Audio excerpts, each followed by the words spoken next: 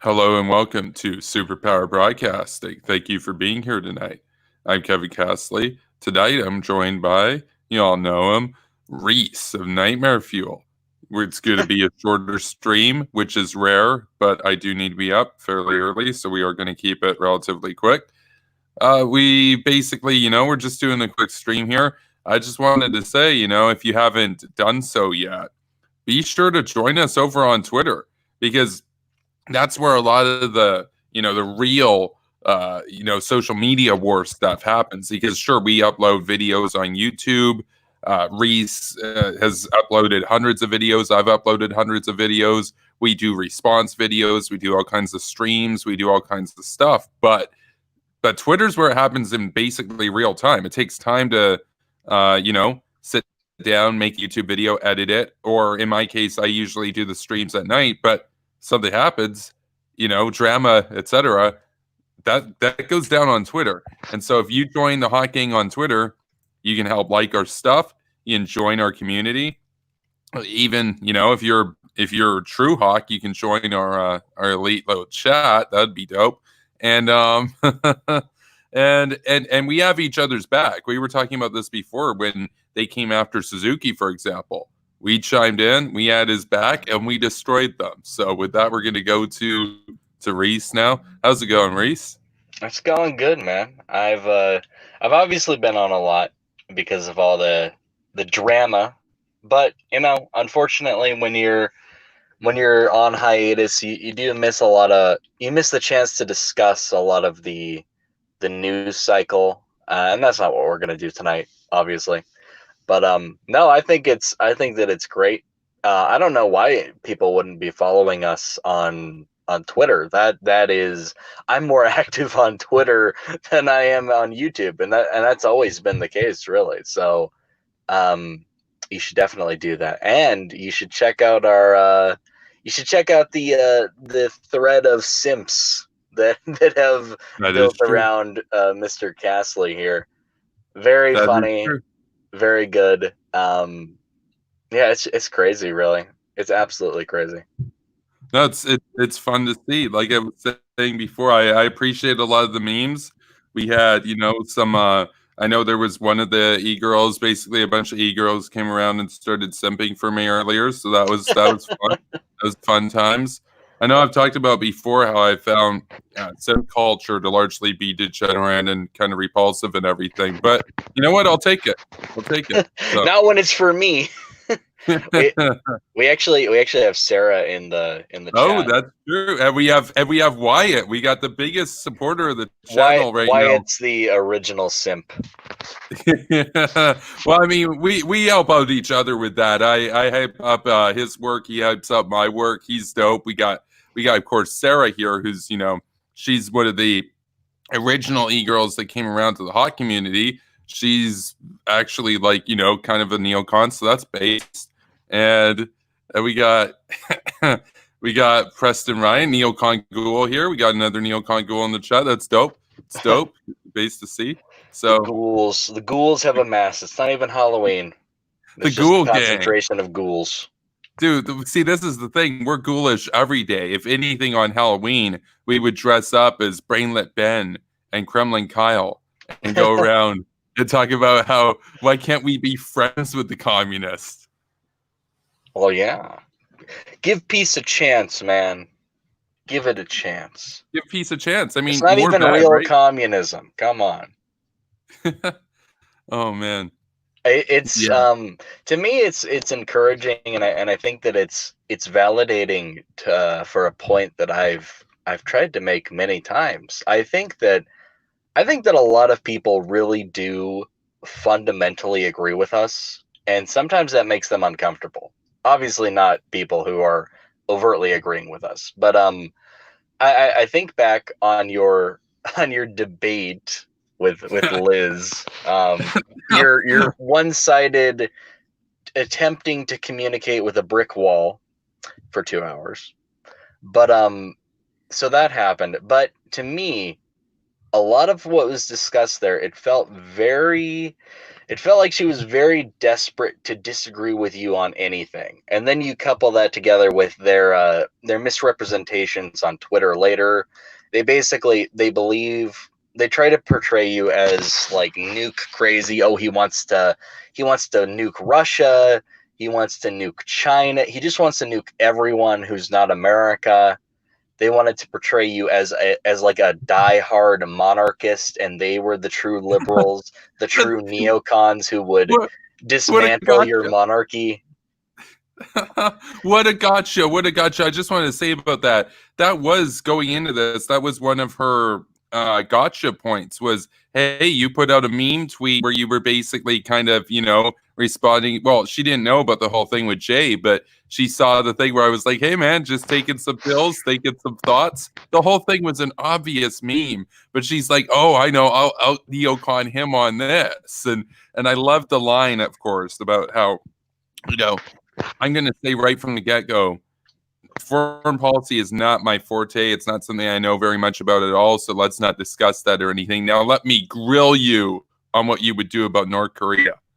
Dude, I can't get over how funny that is. No, this was, I mean, I put this forth to a challenge to the whole gang in the chat. Find me a debate from the last 10 years that was more one-sided than this. This was I would struggle to find one, but I did find it encouraging to see, and it's not just the simping. Obviously, we saw some of the people like Terry, who are normally in Liz's corner, kind of simping for you, and I saw a few other people whose accounts I recognized, and I was like, that's very interesting because they're kind of identifying now as part of Hawk Twitter, but I remember when they were cheering on Liz. Liz's defeat was so bad that people are now branding themselves as Hawk Twitter just because they don't want to be associated with such cringe crypto communist bullshit, basically. Oh man, yeah, no, I actually have people got upset too, by the way, when I said that. When I called Liz a crypto commie, I remember Not Jank's nephew and a few other people got really upset. They were like, "Oh, everyone you disagree with is a commie." No, I didn't even say she was a commie. I said she was a crypto commie. It was a very specific accusation I was making. I think that if you constantly interact with and amplify through retweets communist accounts, that is a red flag. And I'm not gonna feel sorry for that. I'm not gonna be like, oh my god, that took it a step too far. No, I think that I very blatantly told her to stop. I was like, hey, just a friendly suggestion, stop retweeting communists, and well, she hasn't. So there you go. Yeah. Take what you will from that. I really stand by, though. A lot of people agree with us fundamentally. It may be for different reasons. I think that a lot of people more to the left, they care about the human rights situations, and you might look at people more on the right and they might care more about national security or global stability implications. But at the end of the day, agreement is agreement. And I feel very confident that the era of cringe is not eternal. I feel very confident that people are going to reject that, because a lot of the energy behind the isolationist movement, it's old people. It's people like Bernie. It's people like that beached whale fucker. These are boomers. These are people on their deathbeds practically. And they were hippies in the 60s. Their time is so gone. If you look at our community is young, vibrant, energetic.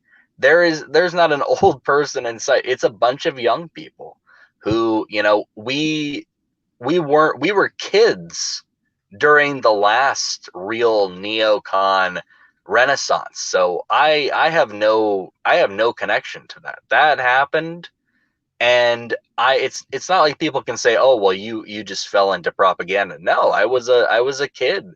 I didn't care about politics. I didn't care about politics in 2003, amazingly enough. I knew nothing about politics. I came to these conclusions by myself about how the world works. So they can't pull that card. They can't say, oh, well, you're just simping for the political establishment that you grew up with. That's absolute nonsense. I grew up, the politics I grew up under, Obama was president. And it was very much, yeah, there was an intervention every now and then, but it was very much war's bad, militarism is bad, we need to make up for our mistakes. That was the real overriding message. They wanted to do some kind of damage control after Bush and Cheney. So and that's what I was accustomed to. But it was very obvious to me. I just didn't find the arguments for isolationism compelling.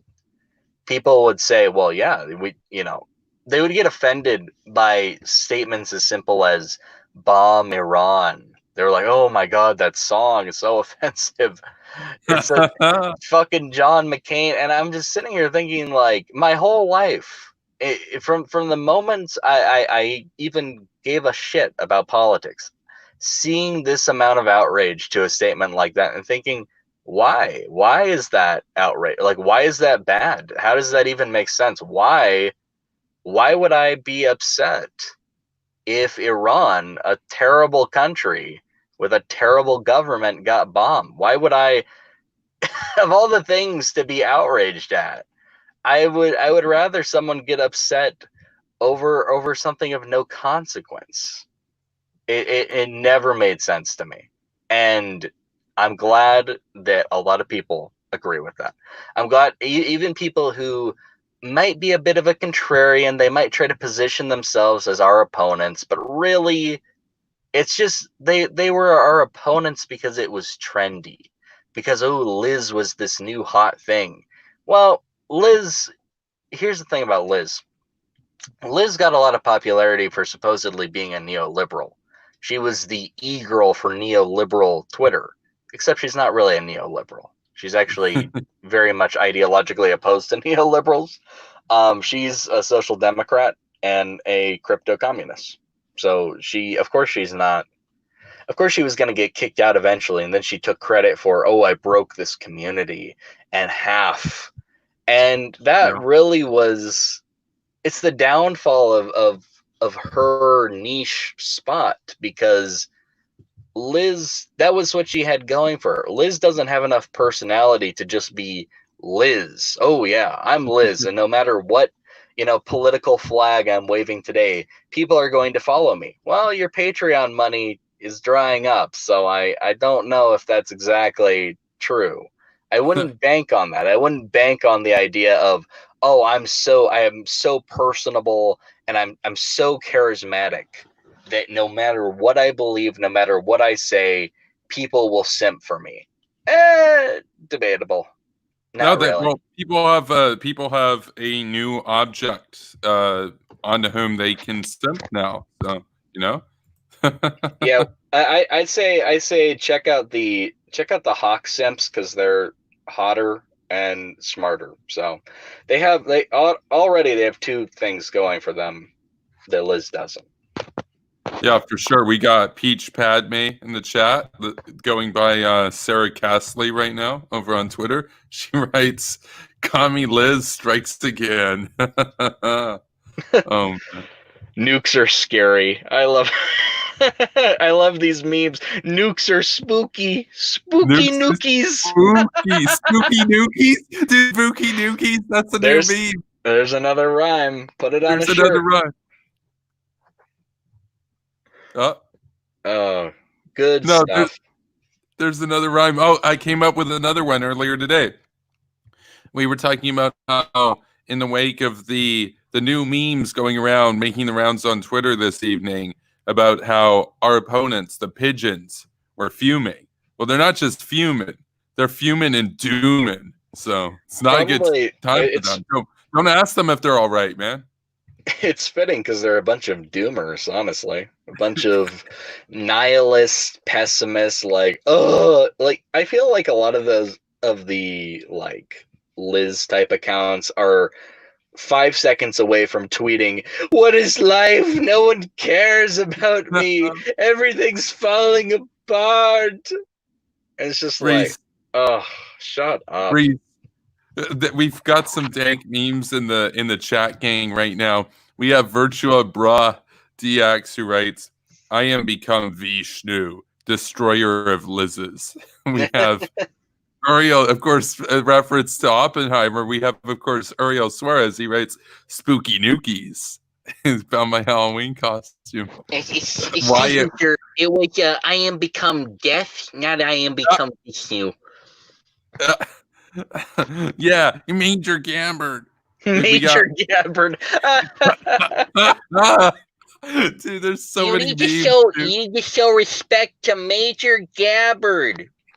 Yeah, not like that. Not like that civilian Pete Buttigieg. Buttigieg. I couldn't say Pete Buttigieg's name to save his life.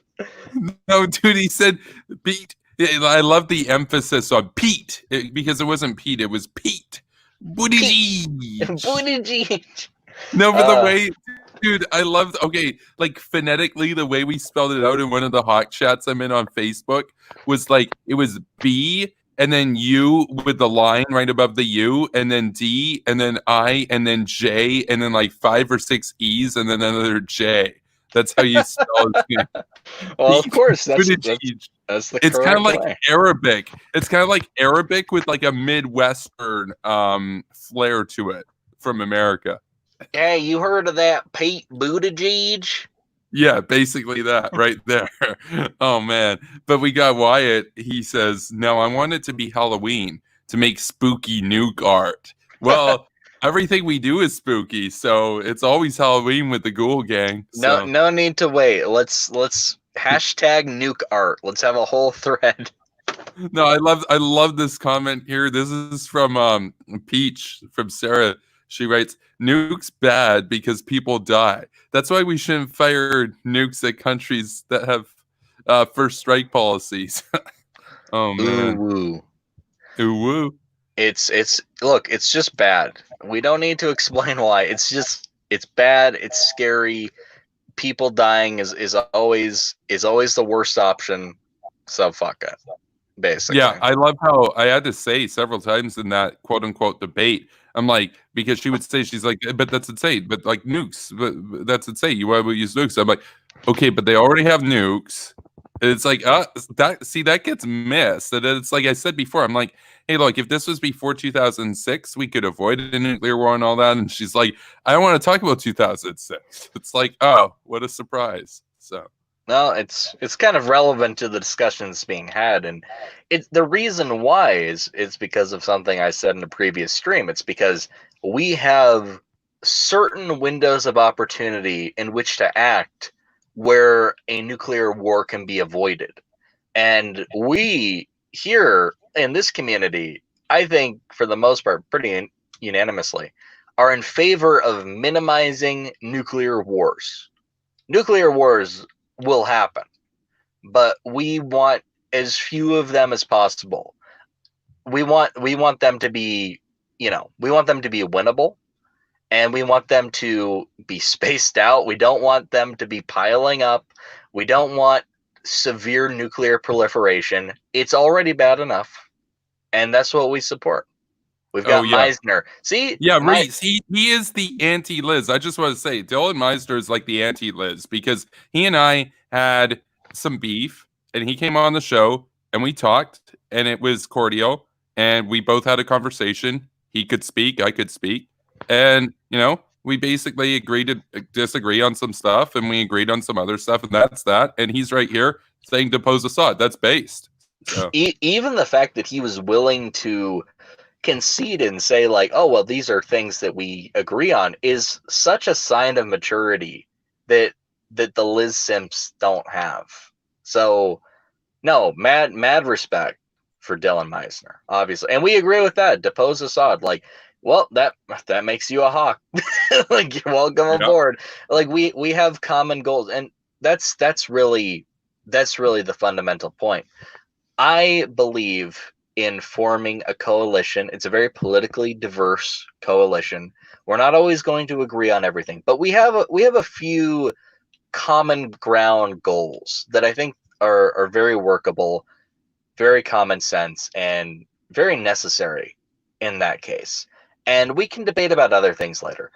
At the end of the day, we have more in common than we don't, especially compared to other corners of the internet in which we have nothing in common. So it is the bickering and squabbling. It can be fun. Don't get me wrong. It really can be. But at a certain point, it is not helpful. And we want to actually achieve real political change in the world.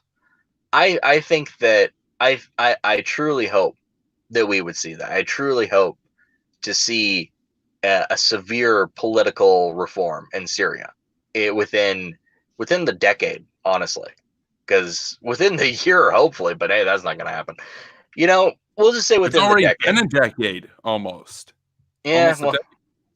that's that, and the thing is, that's typically how it goes. That's kind of how it was with Iraq, and people are going to be looking back on Syria the same way. Like, okay, we're going to do it. We're going to do an intervention. Most likely, at some point, the U.S. will intervene more seriously in Syria. Assad's family will be deposed. And then, it may not be handled the best or it may not be handled, let me put it this way. It may not be handled as smoothly as it could have been if we had done it when we first saw the signs there was a problem in 2011 or sooner. And people are going to say, well, this is just a sign that imperialism is bad and the US is bad. No, this is a sign that if you sit around and you wait for the situation to severely complicate, it is going to be that much harder to get a workable solution out of it. But by no means is that a strike against US foreign policy. And that's what I hate. That's what's ridiculous to me. They put up so many roadblocks for us to actually engage with the world and become involved in solving the problems of the world. And then they have the audacity to complain when things don't exactly go to plan. Well, they didn't go to plan because you weren't willing to go in when things would have been much easier. And that's what you could say about so many situations. But we sit around for 10 years. Oh, I wonder if it will get better magically. Well, guess what? It doesn't. It absolutely doesn't. We should not expect things to get better for no reason, especially in a setting like the Middle East or Syria specifically. That to me is just madness. To sit around, oh, 10 years, maybe things will simmer down. Why would you ever assume that? Why? For what purpose would things simmer down? I mean, how many millions of people need to be displaced and hundreds of thousands of people need to be killed for people to give a fuck? How many? Can we put out an exact number? Because I'm sick of it. I'm sick of it. 8.1 billion. They had another sham election. Of course, Assad's party won majority. What a Wait, shock. they won? Yeah, They won? I know. It was a real upset. Dude, I was watching the polling and they were saying it was going to be close in northeastern Damascus, that it was really tight in some of southern Damascus, that that some of the opposition was gaining ground and everything, but you're telling me that the Ba'ath Party won? What? Oh man. That's I hate to report it. Wow. Well, that's a shocking upset right there. I know. No one expected it, but it's like 2016. It's just how it goes. It's like 2016. It's just like America, man. Elections there are rigged, elections here are rigged. So it's always the establishment, man. Yeah, man. I mean, hey, man, they have secret police. America has police. Same thing, right? Oh yeah, it's just like China. Same, absolute same. No difference. And if there's any difference, it's that we're worse. That's the real difference. That's American exceptionalism. See, that's the one thing that the pigeons, no, that is the one thing that the pigeons and I do have in common. Like the most anti-neocon type people, like Kyle and others, and the actual OG neocons like Bill Crystal and Bremer and all those guys. What they have in common? They both agree that America is exceptional. The neocons see America as exceptionally, I guess, virtuous, and the pigeons see America as exceptionally bad. That no matter what happens in the world, it's America's fault. So, excuse me, horseshoe theory has been debunked, sir. yeah. I'm gonna tweet this theory was a meme. It was made by it was made by a socialist or whatever to parody the radical centrists. So, the radical centrists. That doesn't even make sense. Dude. Don't make me report you to Major Gabbard. Yeah, you'll lose social credit points with Chairman Xi. Oh no, dude, what a meme, dude. Okay, it's frustrating to me because while I said there's a lot of people on board with us, obviously, I think that it for varying reasons you can get a lot of people on board and you can have a very interesting coalition, but at the same time, our ideological enemies are in full force. Anytime someone talks about the situation in China with the Muslim concentration camps, oh my God, that's imperialist propaganda. I can't believe, bro, that's cringe. You're all you're doing is spouting imperialist propaganda. What a boomer. What a boomer. He's reading CIA memes. Yeah, the intelligence community lies. Just like they lied about Saddam. They lied about Saddam. See, they said Saddam was a bad guy, and we all know that's not true. Because he was just trying to rule his nation, and he's better. He was secular, okay? He's better than an Islamist. Yeah, Assad protects the Christians, bro. cringe deuce volt shit right there. Oh my God, unbelievable. Dude, there's so many comments we got to get through quickly in the chat here. So we have Anthony writes Coalition of the Willing 2.0. We got Wyatt. He writes, if Reese was a pimp, his name would be Sleazy Reezy. So, how do you know I'm not a pimp and that's not my name? Yeah, there you go. We also have Ariel Suarez asking pimp or stump. Why not both, right? Pimp or simp? Yes. Yes, dude, that's the meme, dude. I'm a simp for the hoes I pimp. There you go. Prometheus writes, simple Machiavellian principle. You want your opponent to believe you are capable of anything. If you say you're against nukes, they know you have a line and can take advantage of your limitations. See, that's obvious, but to aggressive McWoke, Elizabeth Warren, the senator from Massachusetts, not obvious. So yeah, someone ring her up and try to clue her in why her policies suck. Oh man. We have Ariel Suarez writes, if Wyoming Reese, I guess it's Wyoming Weiss. Wyoming Weiss. If Wyoming Weiss was from Wisconsin, he'd be Cheesy Reezy. Yeah, because they got cheese in Wisconsin. The OG cheesehead. Dude, oh man. I like the Packers. There's that. Freezy Reezy. Because they got snow. We've got so many shirts to make, clearly. Oh my God, yeah, I forgot about that. I need to make merch so you guys can buy the shirts. That'd be dope. So we got Wyatt Claypool here. He writes, Dictator Kevin would be El Capitano Castley. El Capitano Castley. Okay. El Capitano Major Gabbard. We meet again, Major Gabbard.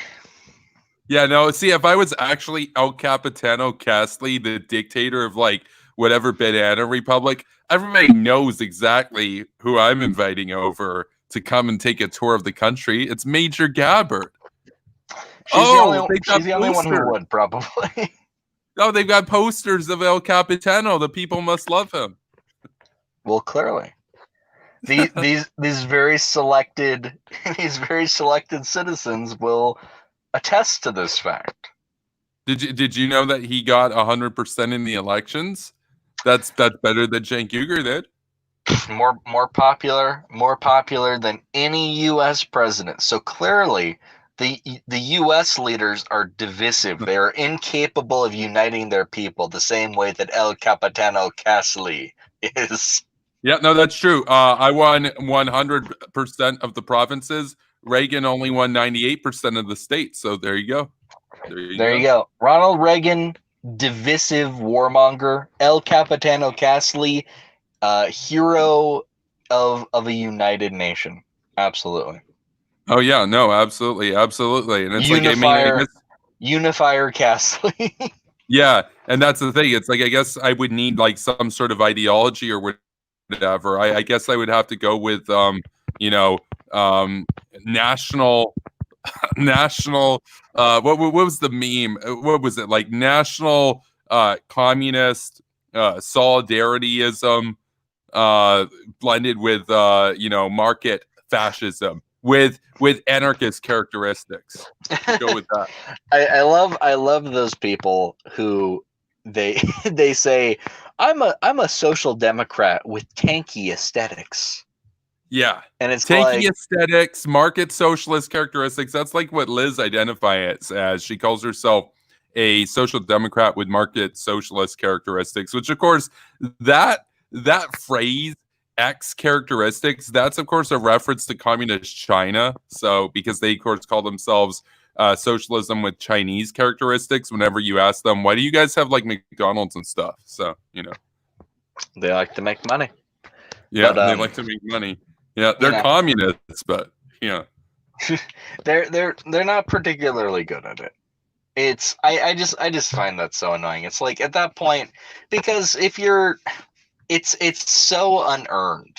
Obviously, if you were to say I'm a tanky, that has so much baggage and maybe could possibly intimidate someone, like, oh wow, you're like hardcore, like you're a big deal, you're really into this. But if you're like, I'm a social democrat, well then you're just kind of like a little bitch. Like you're, oh wow, you're so basic. You're basically just like a college freshman at that point. That's essentially it. I was saying in the chat earlier, we were having a bit of a debate over who won the Vosh versus Caleb Maupin debate, and I was saying, well, in my view at least, Caleb Maupin won that 100% because he's right there. There's Vosh saying, I'm a socialist, you're a tanky, you're a false socialist, you do tyranny, you do genocide, all this stuff. And then Caleb Maupin is like, okay, so you want to distance yourself from China and the Soviet Union under Stalin. And then he lists off a bunch of stats, which, they were accurate stats. I studied Soviet history. He talked about how basically Stalin turned them from an agrarian country into an industrial power with nukes. That's true.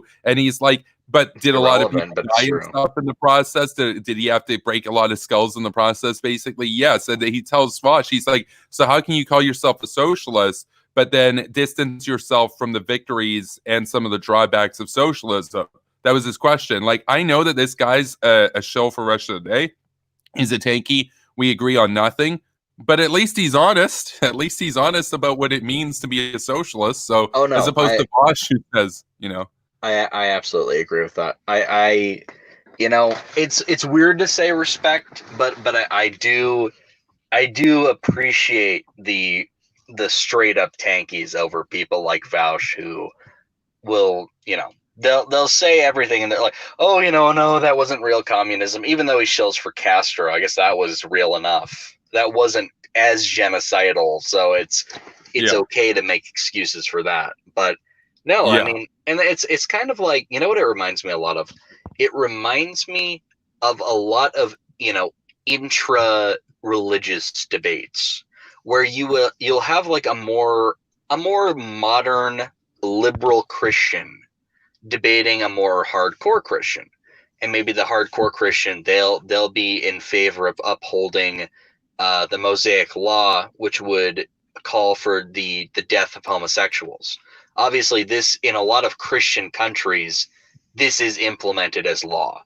Countries that are not secular, countries that aren't American Christian brand. America's a Christian nation, but not not that much. It's like most people here call themselves Christians, but they really don't live it. They're really cafeteria pick and choose.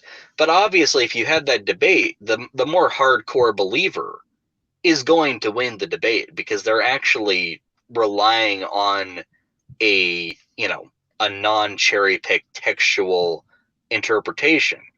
And the cherry picking Christian is, they're obviously not in line with these archaic values. They're far too influenced by the modern world. That's what it reminds me a lot of. And you can say that you hate the Tanki more, and to a degree I would agree with that. But at the same time, if the debate is strictly on what is socialism, is Vaush a real socialist? Well, not really. I think that he's far too uncomfortable with the history of socialism. When he's advocating for it's socialism, but it's very ignorant of the actual historical implications of socialism. I don't know. Yeah. What do you think of that? What do you think of the analogy? I think that's pretty on point. I think it's on point in most cases. I would say, and we don't really have time to get into too much of the nuance around it. It's just from the research that I've done, there would be some nuance in at least Christian fundamentalist circles, because there are branches of evangelicalism that would say you don't necessarily have to live according to the text, because the whole thing is about, do you acknowledge Jesus as your Lord and Savior? And so in that sense, there are camps that would say you can sin or do whatever you want, but as long as you ask Jesus for forgiveness, it doesn't matter. There is that. Whereas, when it comes to other branches of fundamentalism, though, it is like, it's about, strictly speaking, scripture, often, Catholicism, for example, Islam, different branches of Islam are like that and everything. So there's always some nuance there. And most branches of fundamentalism have those tenets that you would want to adhere to. Whereas if you've got people that are kind of, more casual about it, well, if they've already accepted the text as, truth, or as inerrant, divinely inspired, then it's like, well, then the scholar is going to be more correct. The fundamentalist scholar is going to be more correct than the liberal reformist in that sense. And so I think that is, for the most part, a good analogy. I think Vaush he's a socialist with liberal aesthetics. That's the real irony. A lot of these people, they may claim to be something a bit more extreme and outside the norm, but really they are a bunch of liberals. They live in a liberal world. They are so influenced by liberalism. And I would say the same for a lot of Christians, modern Christians who make concessions. They used to think, oh, homosexuality is a sin, but I know a gay guy, so I guess it's to each their own, live and let live. Oh, but premarital sex is bad. Oh, except I'm in a relationship and I can't really afford to get married right now, so fuck it, and then you start making these compromises. No wonder you live in a liberal society. If you lived in some like Christian medieval society, you would be a strict follower. But you happen to live in a world that is mostly influenced by liberal ideology, and that's just how the cards played out. And that's the thing that I think, we don't, like I said, I don't really have time to go into detail on this, but I think it's interesting and worth exploring. I'm sure there's probably academics that have done so in the past, but it could explain why evangelicalism arose in America, which is a really prosperous society, especially big, because it, old way back in the day, it was, you had to live in 100% to, the values and acts and ceremony and all that kind of stuff. And you had to basically, do that or be burned as a heretic. Whereas once you have a more liberal society, well, now all of a sudden it becomes convenient to say, well, you're justified in your sin as long as you have faith in Christ. That's kind of where that came out. So it's like, that's kind of the evolution that sort of happened there. Of course, I think it's 75% of the world that identifies as Christian is still like non-evangelical in that sense, but most of them live in, less prosperous societies in that sense. And so my theory with that would be something like that will happen in Islam too, as those countries become more universally prosperous, is that there would be a reformation of some sort to get away from the fundamentalism, because I don't see that kind of fundamentalist interpretation as being able to exist in a society that has, access to the internet and all this stuff. Like, how do you avoid partaking in that society? How do you avoid making those sorts of compromises? But of course, when it comes back to debate on scripture, it's the Tanki, and I think of Marxism, a lot of those texts is basically like their form of scripture. That they'll have, well, Marx and Engels said this. What did Marx want? A dictatorship of the proletariat. Well, no matter how long you reform, that's always going to be what Marx said. And likewise, it's always going to be what Muhammad said or whatever. So authoritarianism is at the heart of Marxism in that sense. And you'd be surprised, because there are a lot of extremist Muslims with access to the internet, and you'd think that you get access online, but the internet it exposes you to a lot of new ideas, but I wouldn't necessarily say it always exposes you to the best ideas, as has been previously discussed. And people will find ways to hold on to their deeply held beliefs and their biases. I also wanted to say really quick, I think that evangelicalism really took off in America for a couple of key reasons. One, America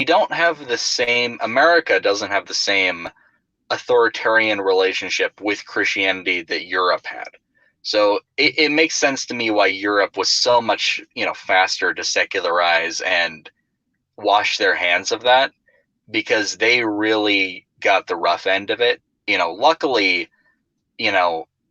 Luckily, pretty soon after people were colonizing the New World, America was formed, and it was a secular nation in which you could be of any religion. So religion was there, and it was obviously a big part of life, but it wasn't the same. It wasn't like having a king who was supposedly chosen by God.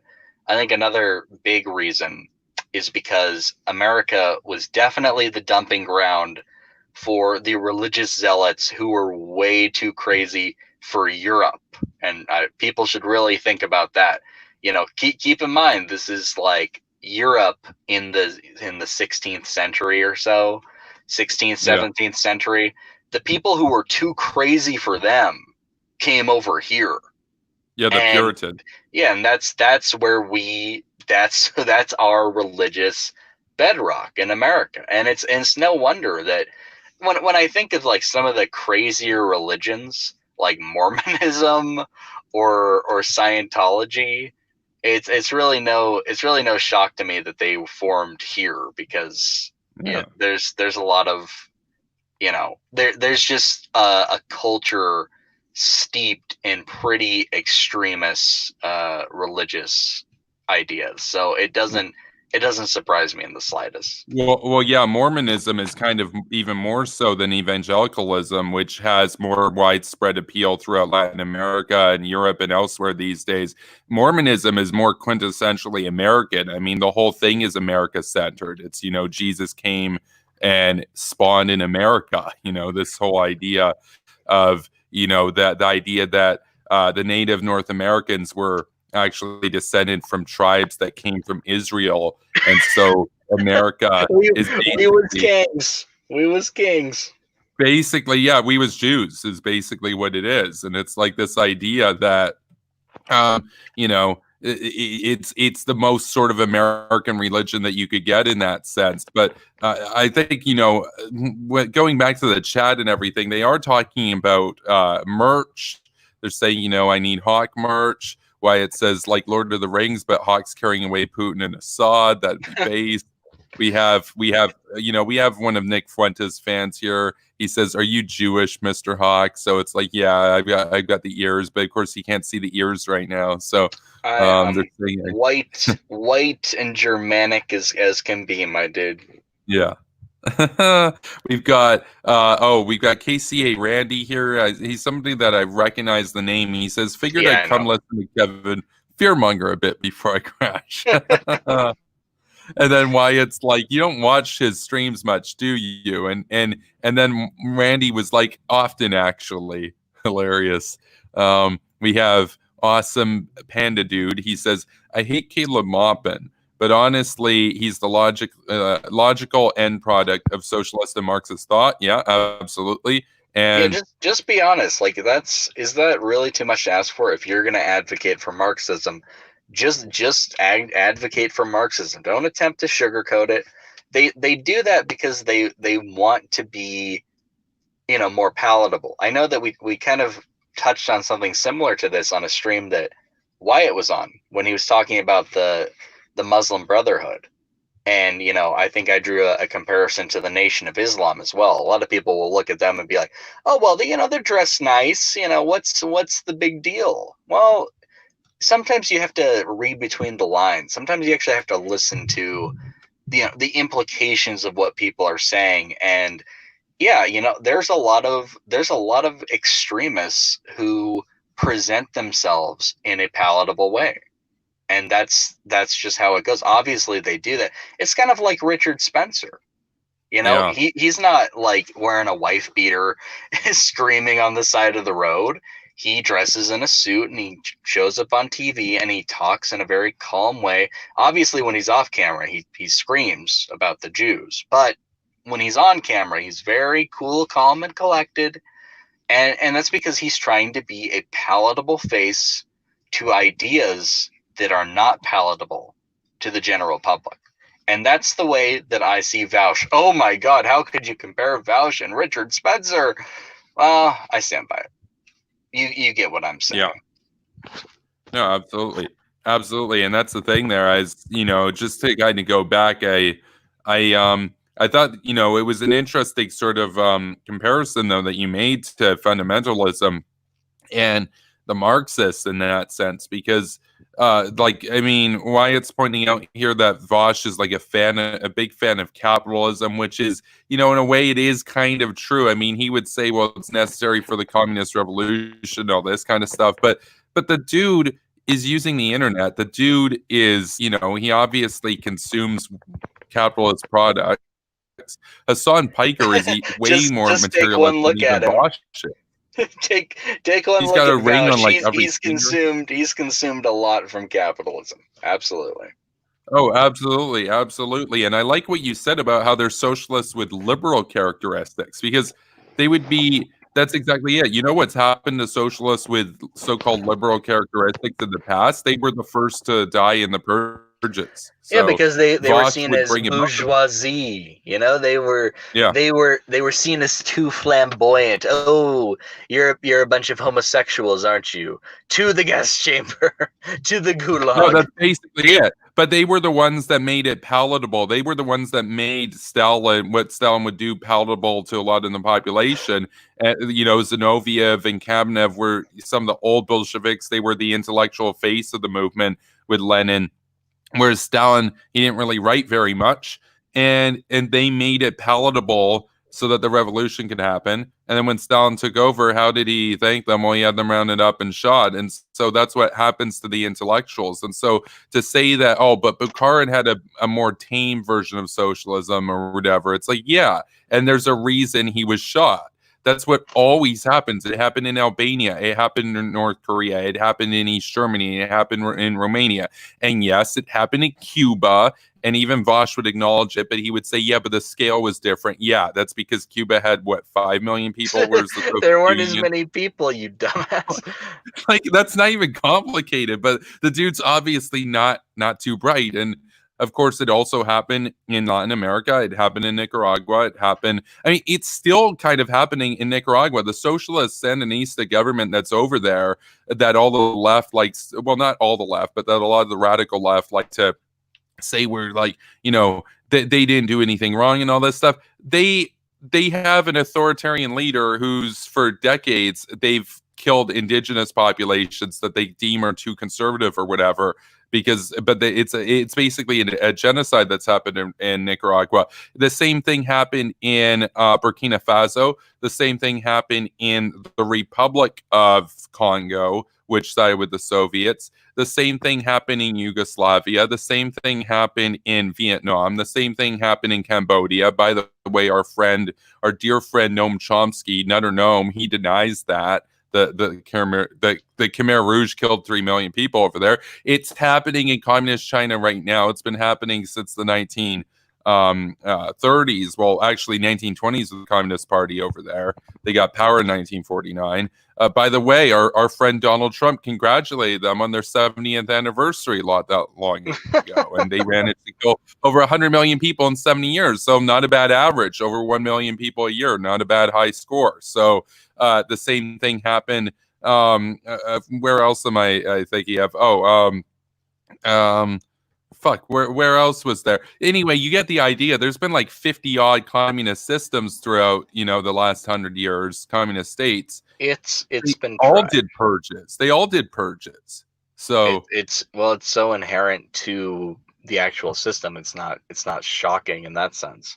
This is why I can't even get on board with, it's like that meme. You got to give it to them. You got to give it to socialists who show, like they want to reform, or they want to address the mistakes of the past or make things better, because and try to implement, I guess, a supposed non-violent form of socialism, because I know really at the end of the day they're just useful idiots. They're just serving as cover for people who are more extreme than them, and they will fall.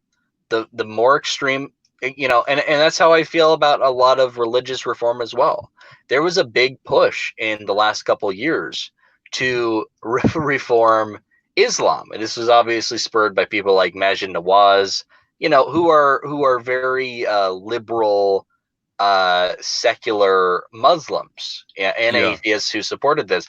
And don't get me wrong, I think at its core it's a noble idea, but this is why I consider myself an anti-theist and not really an Islamic reformer, because I don't really unless you were to completely rewrite the Islamic text, so the Quran and all the hadiths, you would have a really hard time reforming Islam, because the original text exists and is so contrary to modern liberal values that you could try to twist it.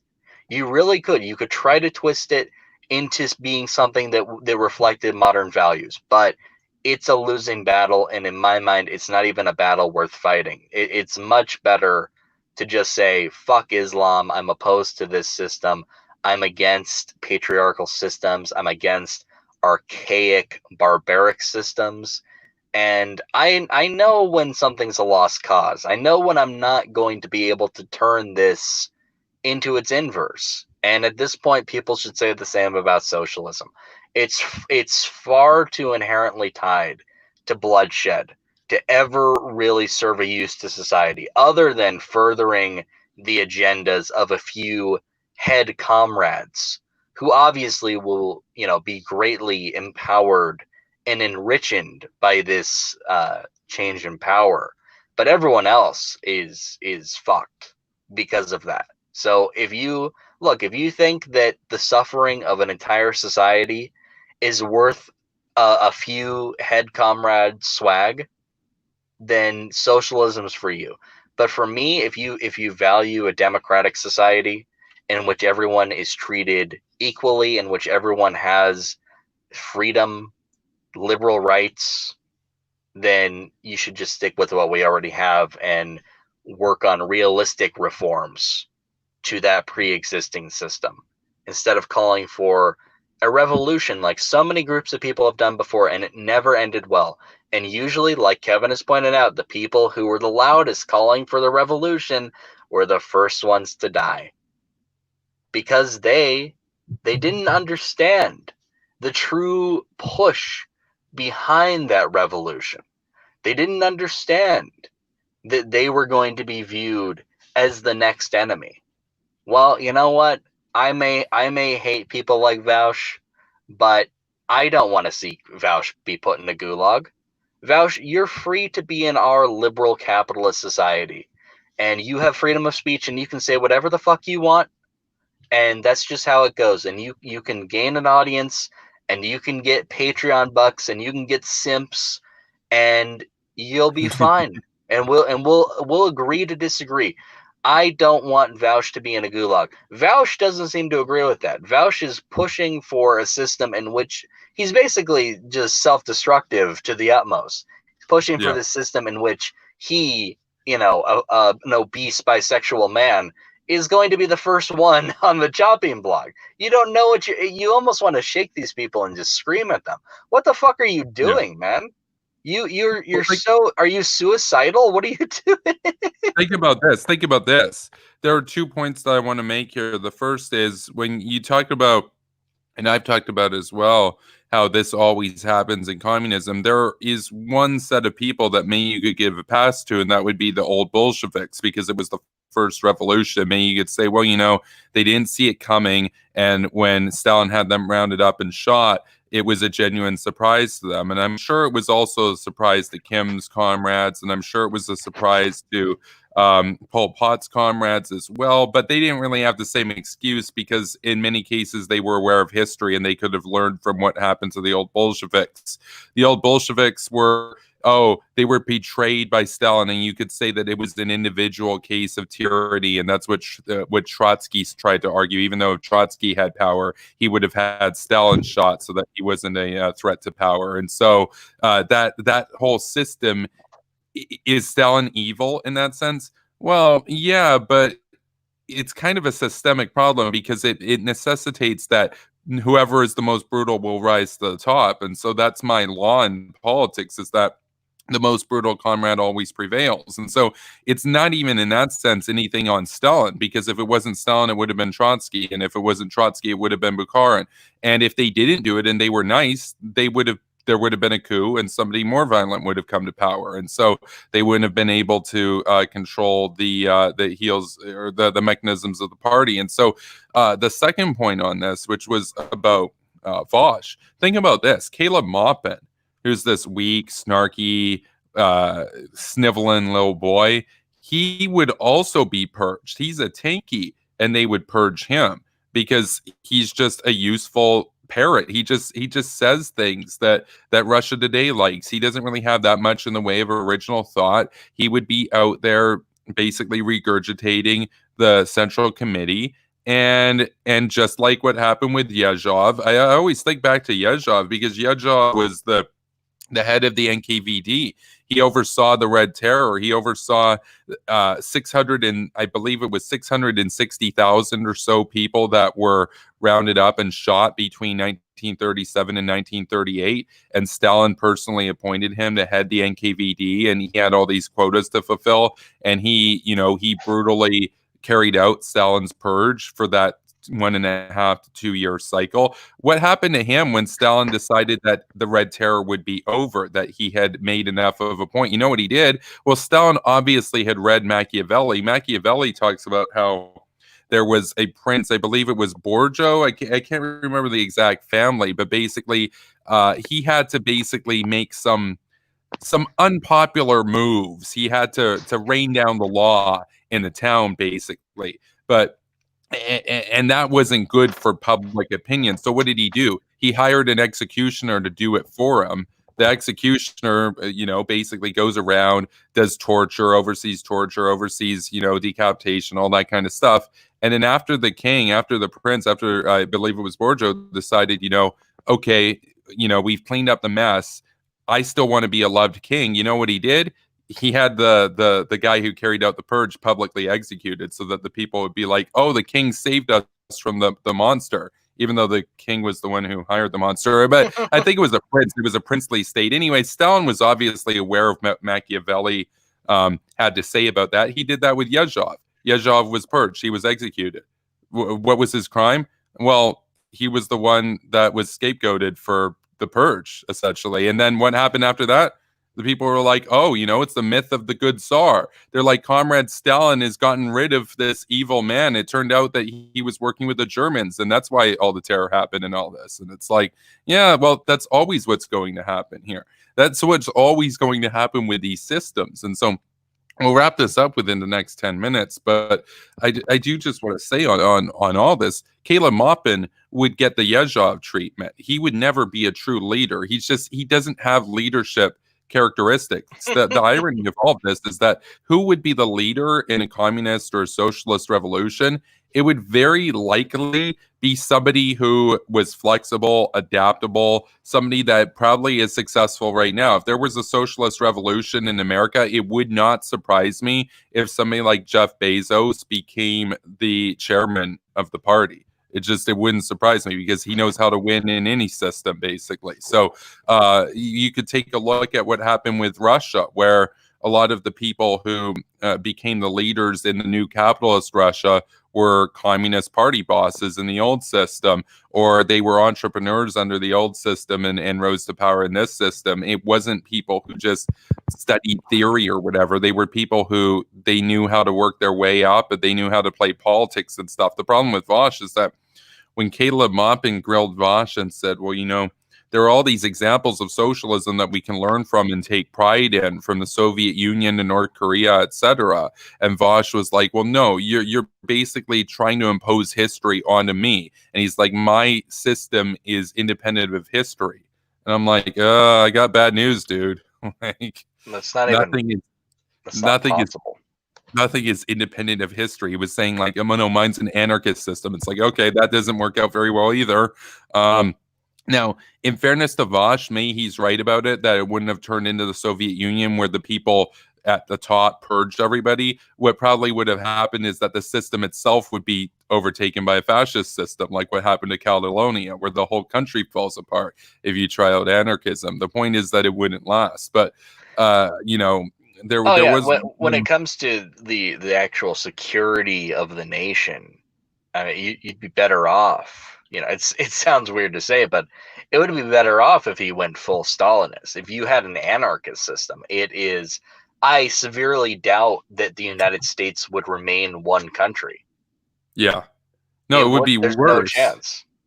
It would be worse. At least, like, that's the thing. At least under Stalinism, about 5% of the population directly was either gulagged or killed as a result of the purges and everything. In Catalonia, when the whole system fell and basically the fascists were able to take over, that's not very good. It doesn't really work out too well when your country is literally oppressed, but from a foreign side. But I do just want to preempt or get ahead of any criticism that might come here, where people say, oh, well, you have an ideology, you have a persuasion, you call yourself a neocon. Would you refuse to acknowledge the bad things that the neocon history has? And no, I've talked about it before. You could say, well, Saudi Arabia, not too great to live under. Pinochet, not too great to live under. I've talked about before, I'm in the Jeane Kirkpatrick school of thought on that. Jeane Kirkpatrick is like, look, there's going to be a dictator in these countries. It's better to be an American dictator than a Soviet dictator. We don't know who's going to win the Cold War. We have to do what we have to do to win. And then after we've won, we can pressure them to reform. If they win, they'll only have leverage to continue the system. So I acknowledge the reality of the history of what happened with Reagan and George Bush and everything else. And again, you don't have all of the hard military power in the world. You can't just liberate everywhere at once. Mm-hmm. You have to work with people to get things done. So, history is a useful tool to live from. It annoys me that Vosh, he's attempting to say, oh, my perfect system is independent of history or historical interpretation.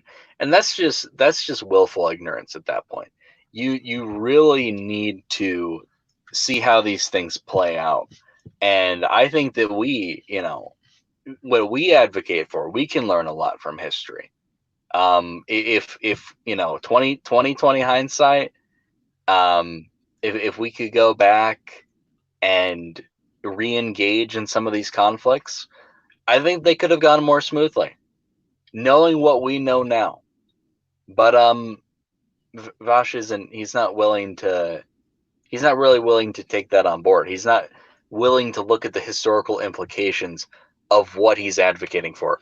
And anyone who it's such a losing strategy to just accuse anyone just blindly who is supporting the true interpretation of Marxism as, oh, you're just a bad Tanki. Well, obviously, if people really value Marxism and socialism, and it's not just an aesthetic for them, that's going to piss them off. They're going to think, wow, this Vash guy, he's like not on our side. Like he's like doing some PR for us, but is he really a comrade? Like this is why you get purged. You get purged because you like the idea, the aesthetic of socialism, but when it comes to true socialism, when it comes to the fundamental ideas at the core of socialism, he can't stomach them. And that's what makes you unworthy in the eyes of other comrades, because you aren't willing to make the sacrifices that they're willing to make for their revolution.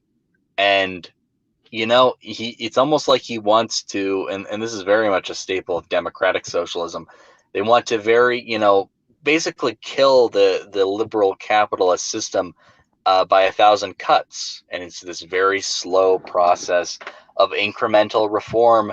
And that's not really true to what is being called for in communism.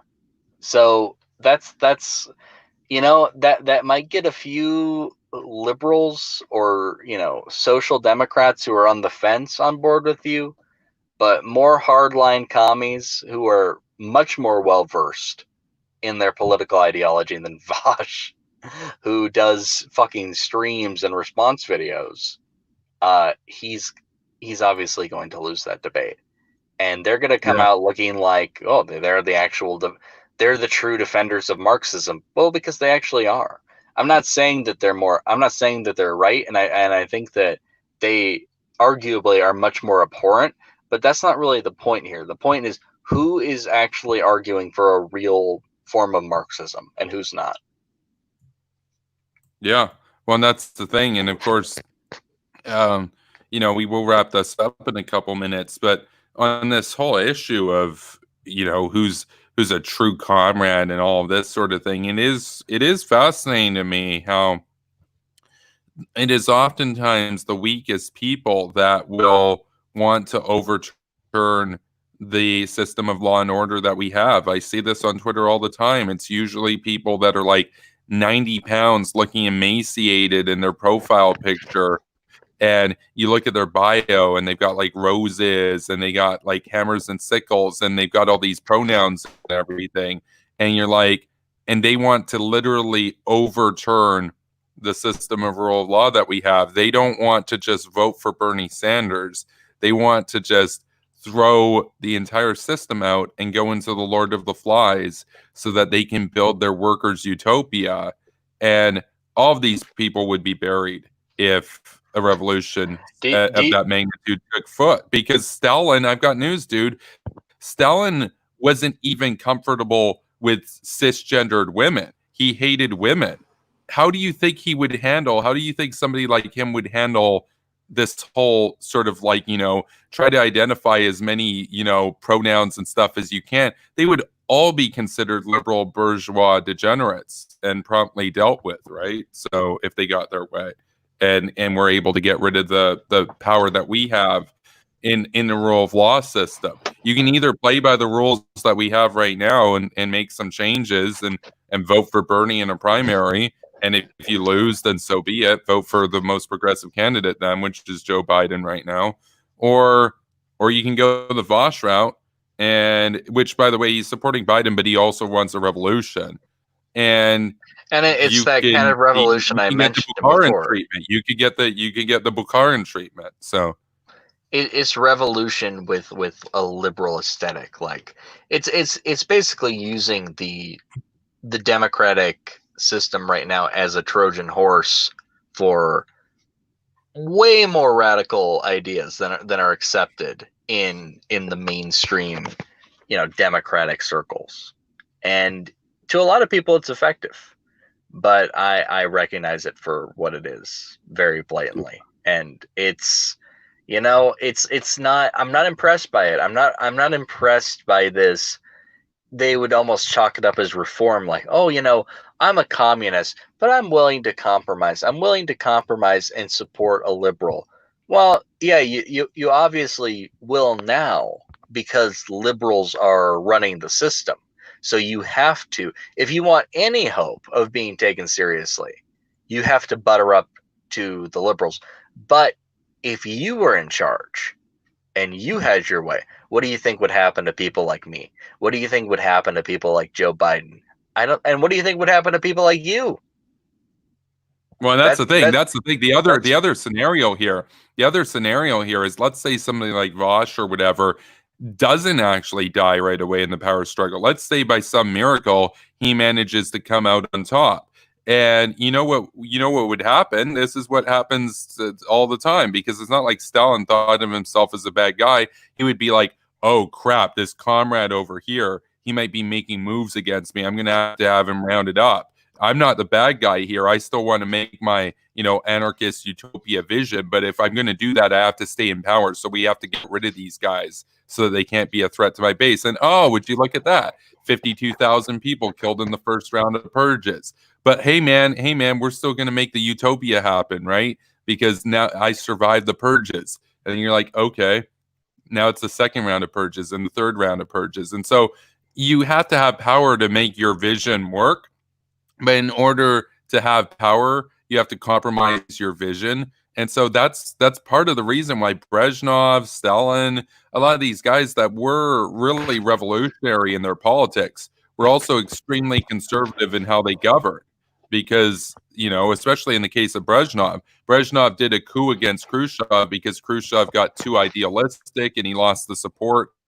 And he went out of line essentially. When Brezhnev took over, he was still a revolutionary communist, but he was also a very conservative leader in that sense. He didn't really change anything, didn't really do any of that sort of stuff, because you're never actually going to get the utopia. That's like the pill, is that the best thing that you can hope for is that you are able to kill those that are rivals to you staying in power so that you continue to stay in power. Otherwise, your little utopia will never happen. But in order to do that, you're never going to have your utopia. And so no matter what you do, it will never happen. And of course, the far more likely outcome is that he would just be buried in like the first or second round of purges. So, and then we would really hear about him anymore. So, that's how that kind of thing would go. But to address something really quick in the chat, I don't think there's really any fear mongering happening here. I think that this is a very genuine cautioning against the mistakes of the past, and particularly in this case, accepting in any way, not taking seriously, downplaying the true insidious nature of the communist ideology. There's going to be a lot of communists. They try to ingratiate themselves into liberal society. They put on a lot of liberal aesthetics. They will, Vash is a perfect example when he says, I'm supporting Biden. Really examine what that means. Really examine what, obviously more hardline Marxists are going to be pissed off by that, and they should be, because Biden is not their guy. Biden doesn't really help them in any way, shape, or form, other than the fact that he's like vaguely left wing and they're left wing. That's a super big tent, but whatever. It's not in the nature of communists to be for compromise and be for slow, practical. No, that's not communism. That's not how communism operates, and it's never how it's operated. Be very skeptical when you see communists who try to put on liberal aesthetics, because they are doing it for a reason. It's not an accident. It's not like people are probably going to say, "Oh, it sounds like tinfoil talk." Not really. Really pay attention to what's happening around you. People who would prioritize such a genocidal, blood-soaked, and authoritarian ideology, I'm going to be suspicious of pretty much anything they do. Pretty much anything they do to become more normalized, more mainstream, more accepted within society. It's not, they're not supporting Biden, any of them, like Vosh, because they actually like him, or because they actually agree with his policies. No, they're doing it because they want to look good.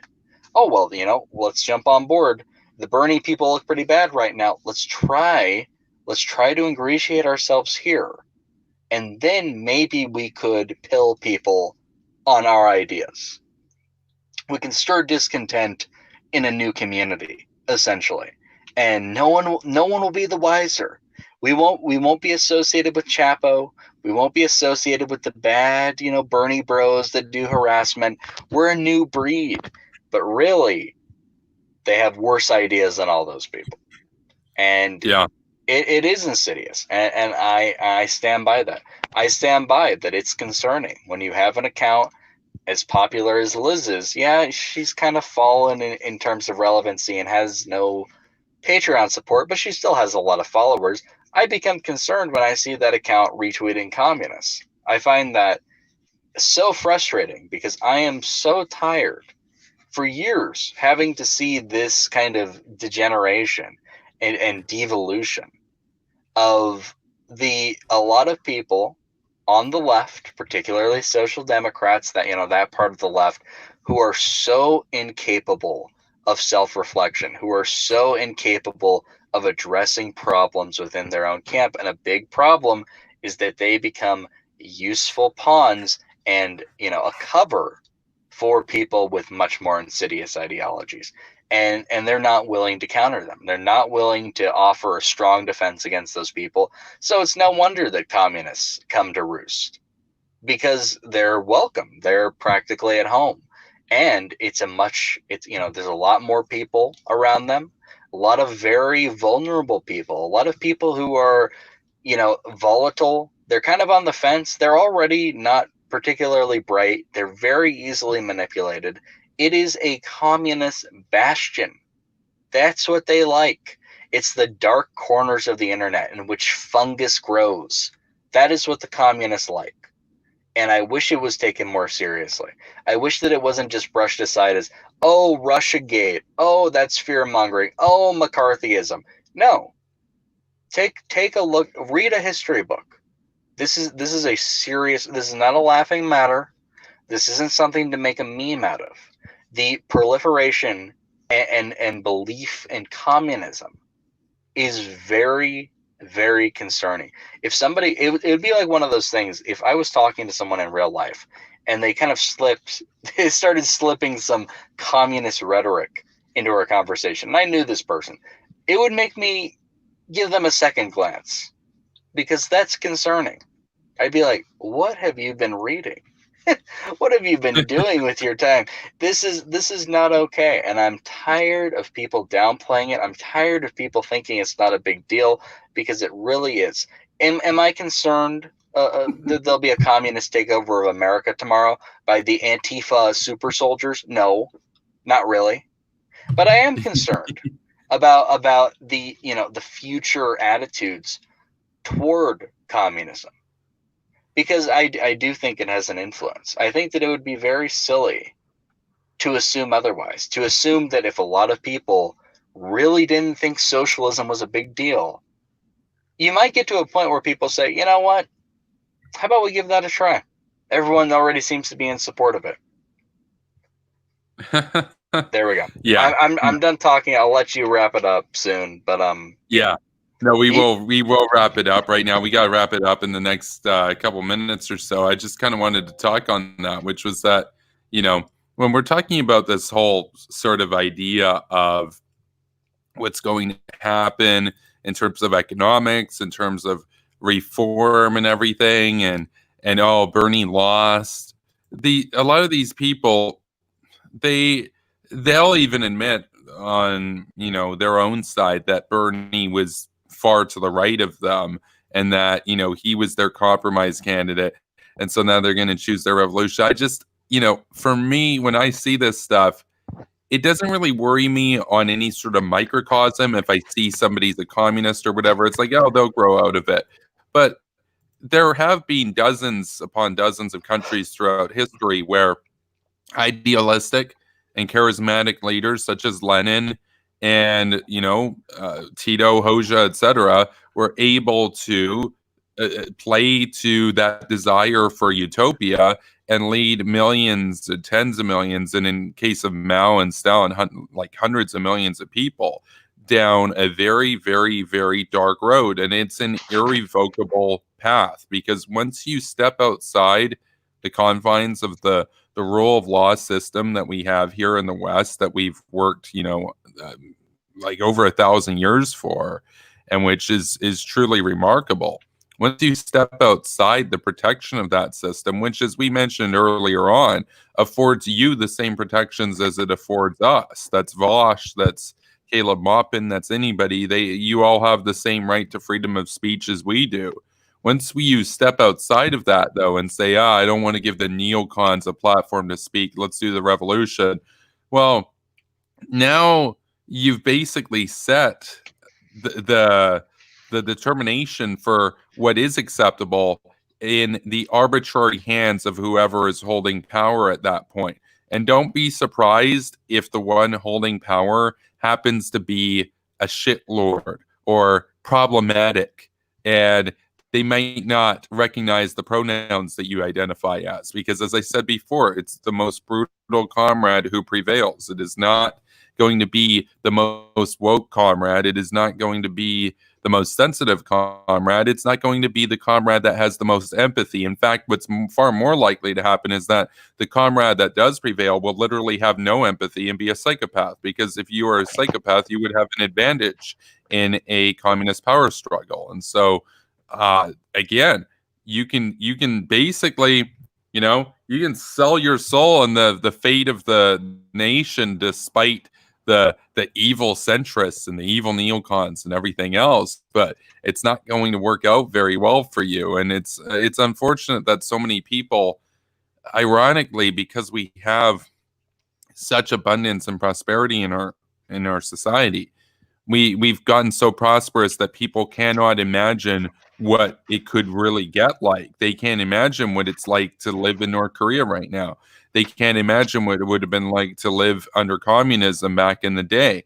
They are completely isolated and privileged outside of that. And so they embrace the ideas that gave rise to those horrible conditions, because they're upset that they had to work McDonald's for one summer or whatever. That was the worst injustice in human history to them. And so, I saw it the other day. I was listening to Vosh just to see what he had to say.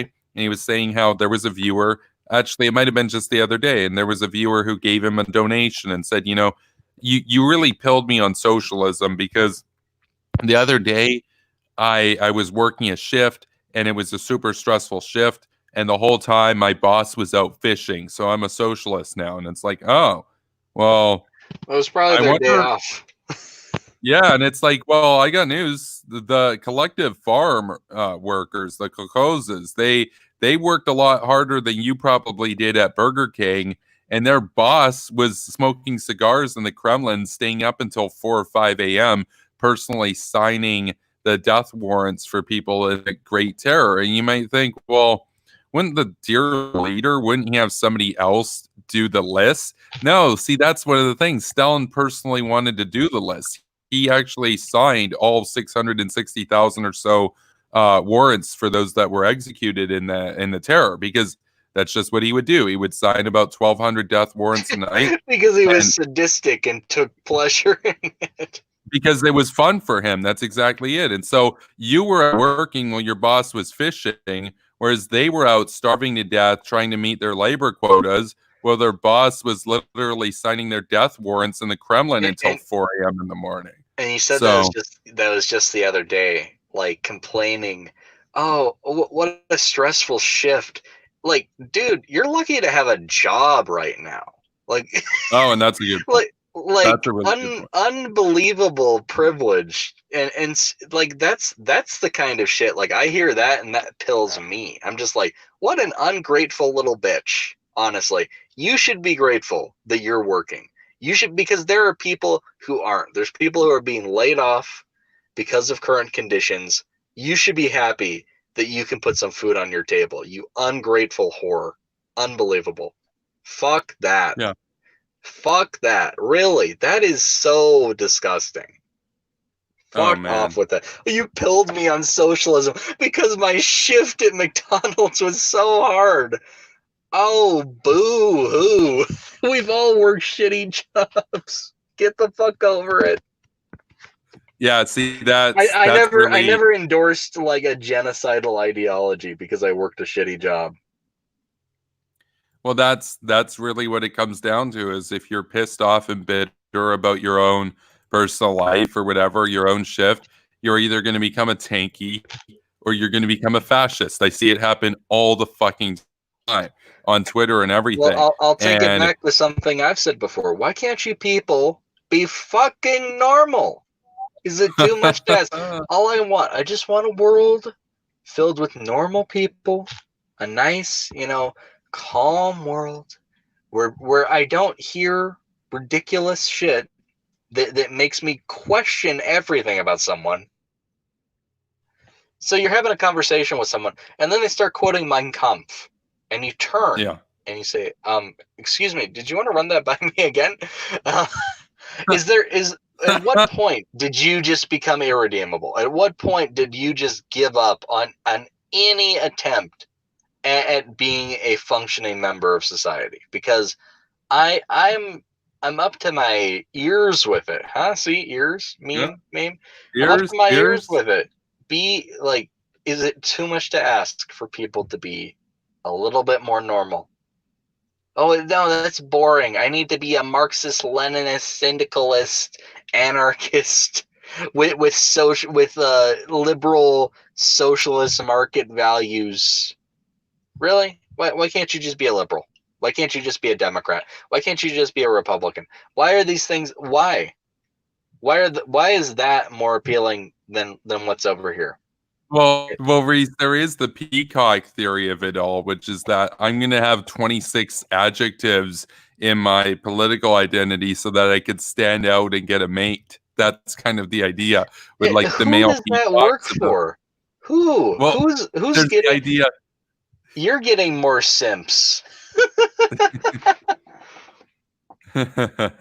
Yeah, see, I had a picture that I was trying to get to upload to my iCloud so that I can download it here, because when I crop them on my computer right now, it won't show profile pictures. But this Ian guy is fuming and dooming right now because Sarah uploaded a screenshot of tonight's stream when she was featured on it, and it was a comment from her. It's not Ian Stevens, right? That is the Ian that I'm referring to. That's correct. Yeah. Good God. So, and of course he has a hammer and sickle in his name now. So it turned out that whole Henry Kissinger thing, I guess, was a troll. It turned out he was actually a Marxist communist. So, that's so much better. That's a troll too. He's like a triple agent. That's right. Or maybe he's a Marxist, Leninist, Stalinist with Henry Kissinger. That's funny. Characteristics. Well, that's just fucking crazy. First off, but if he really is a Marxist and he was attempting to infiltrate the Hawk gang because he wanted to prove that the Hawks were bloodthirsty, well, like, talk about an epic fail, because his admiration for Henry Kissinger got him booted the fuck out, basically. Him for defending genocide in Bangladesh and he was shit. like, man, isn't Henry Kissinger based? And we're like, fuck no. No, dude, you know what it reminded me of?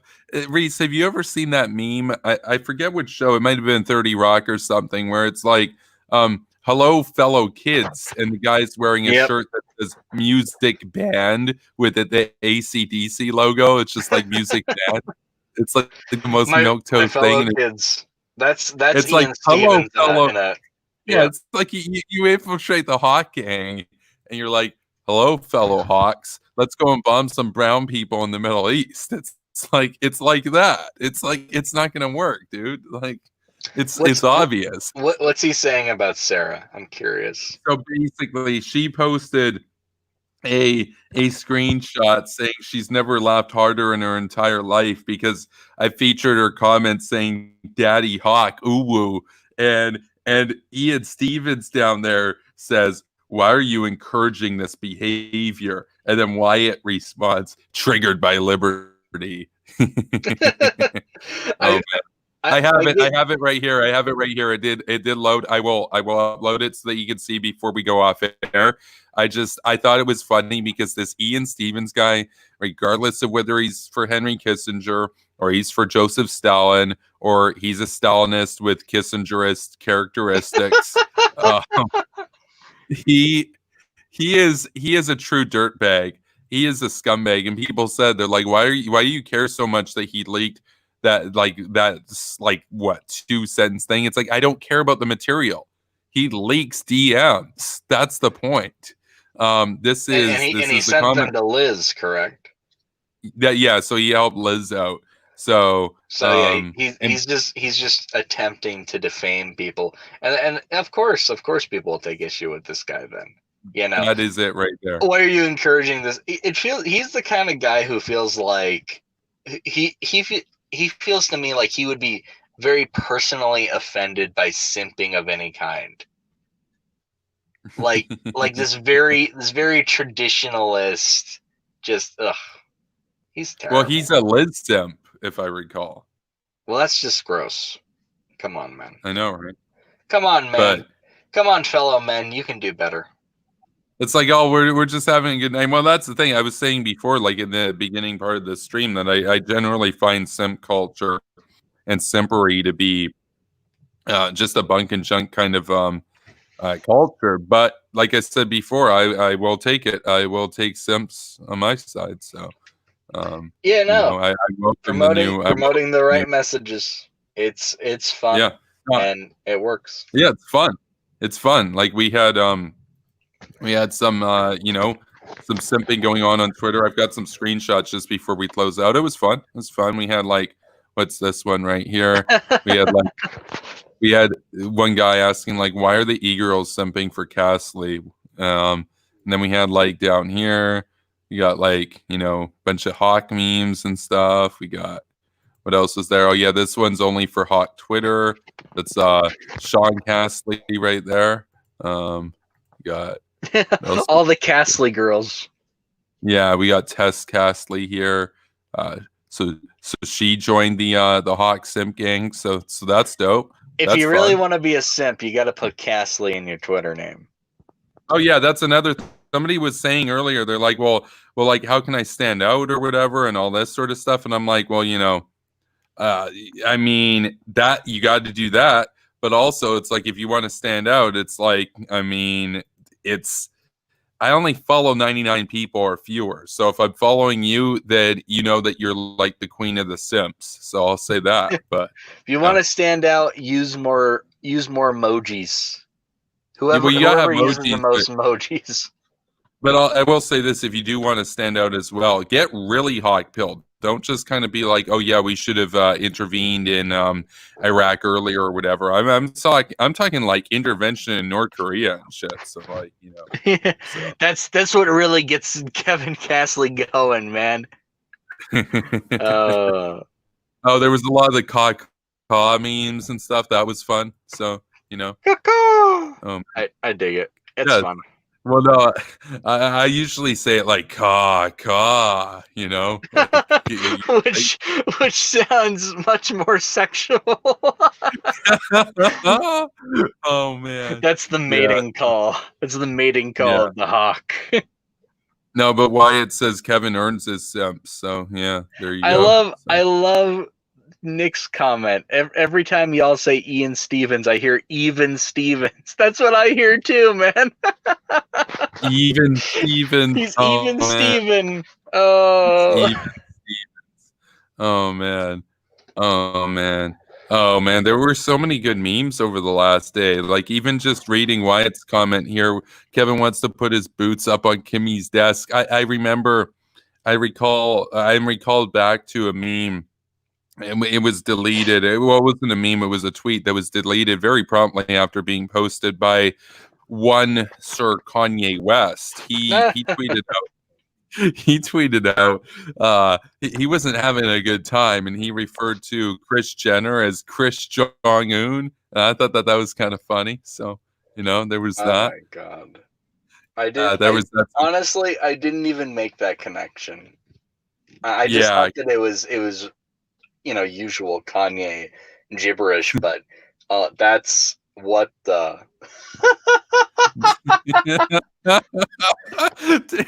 okay, that explains some of the memes I saw. I can't believe I didn't even what I wonder what went wrong there. That's a crazy. lot. Yeah, looks like they're getting divorced, and so Chris Jong-un. No, dude. Prometheus showed me the tweet, and he's like, dude, I died laughing at Chris Jong-un. And I went to go and respond to it with like, Chris Jong-un, but then he deleted the tweet just as I was about to respond to it. So I had to tweet out the screenshot and be like, Chris Jong-un, lol, what a lol cow. But see, Kanye, here's the thing about Kanye. He's obviously off of his meds again. There's no way he's not off of his meds again. Because the last time he went off of his meds, he basically endorsed Trump and supported Trump and everything, but then felt betrayed by Trump and everything after, and it was a total mess. And he went to the White House and was talking about like dragon energy and stuff, and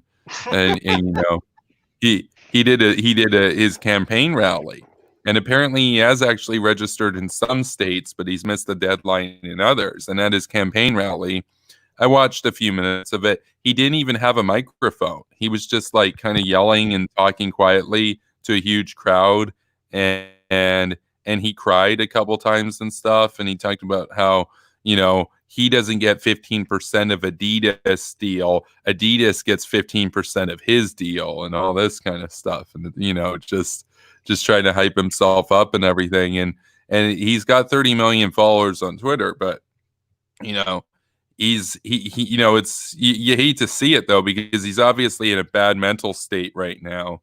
And I don't know. I mean, there's a lot of good memes that come out of this stuff though. But I mean, there are a lot of people right now. I'll just say this before we wrap up right now. In the wake of the epic debate that happened last week, the most one-sided debate of the decade, and I'm talking like 10 years, not just the 2020s. I'm talking like 2011 and now kind of deal. They are fuming and dooming. That is clear. So they by and large are backing off. They, I guess, are resting their hopes now that Dylan Burns will defeat me, but that's not going to happen. Dylan Burns, that's going to be so different. That's going to be an actual conversation with someone who, and I expect disagreement, but I also expect points of agreement throughout. And they want some like clinched debate. They want a clear-cut victory over you, and they're just not going to get it. They're really not going to get it.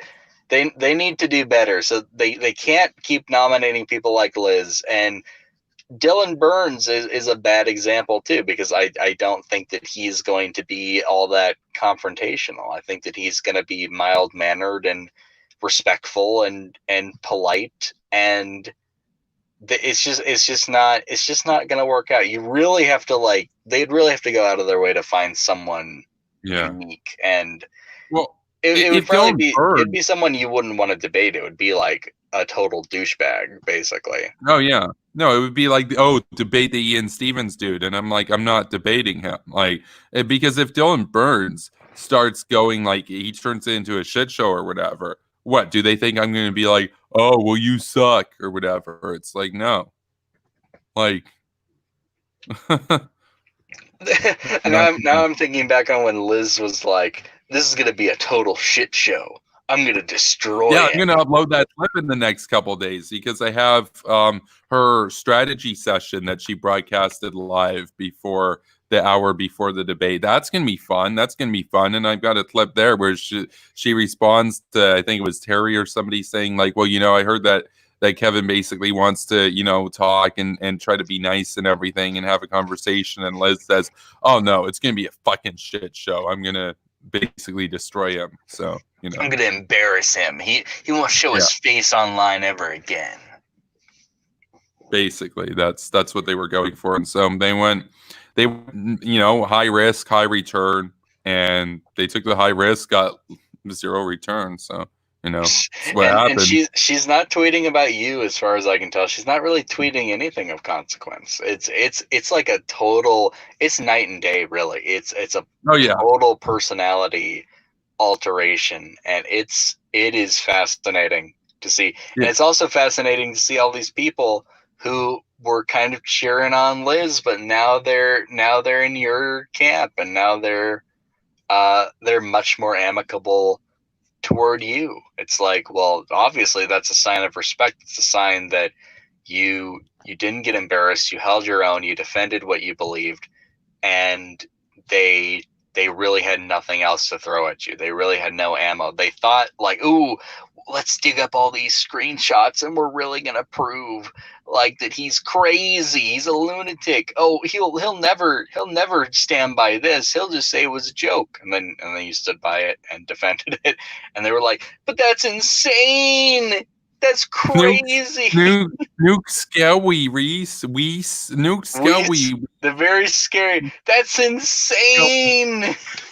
Dude, that's scary though. The dude, like, nukes kill people, dude. Like, you can't. I actually have first time I'm learning that. I had a 30-second clip from earlier. I will upload this right before we go off air. I do want to play for you all. I do want to play just quickly. It's a 30-second. Take a shot every time Kevin says right before we go off air. Yeah, no, we do really have to go off air very shortly, but I am uploading it right now. I think that the audience will appreciate this for sure. It's going to be a clip of Liz just baffled, just shocked at the idea of, actually having to pay for stuff. And we're going to take a look at it. It's a really short clip. There's a long debate, but I think that the audience will find value in this clip that we're just about to watch right here. I will take a couple more comments or questions before we close this out. But I do want to say on the whole simp thing that's going on right now. Yeah, no, for sure.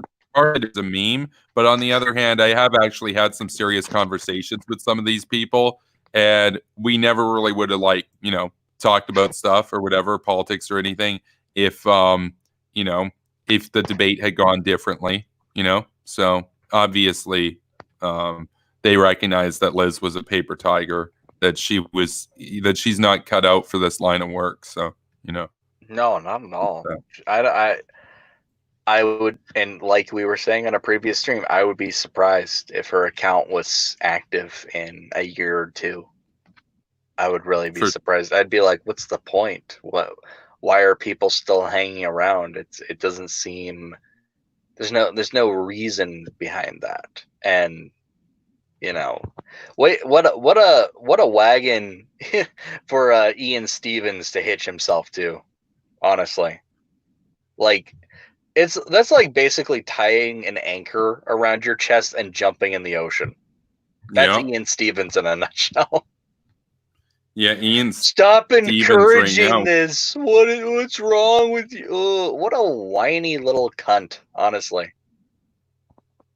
That guy is terrible. Wow. Oh wow. He's got a picture up right now. He's like, y'all telling me you're simping for this dude, and he's got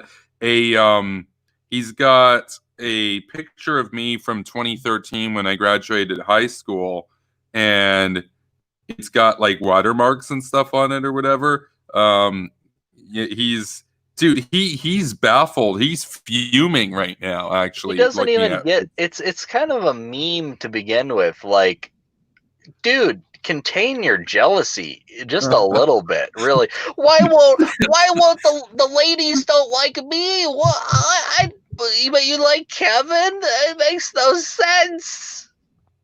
Oh man, it's so sad. What a salty little insecure bitch. Fuck this guy. Well, I think one of the things that really kind of prompted this was, there was this whole meme, and I'll bring up the meme quickly here.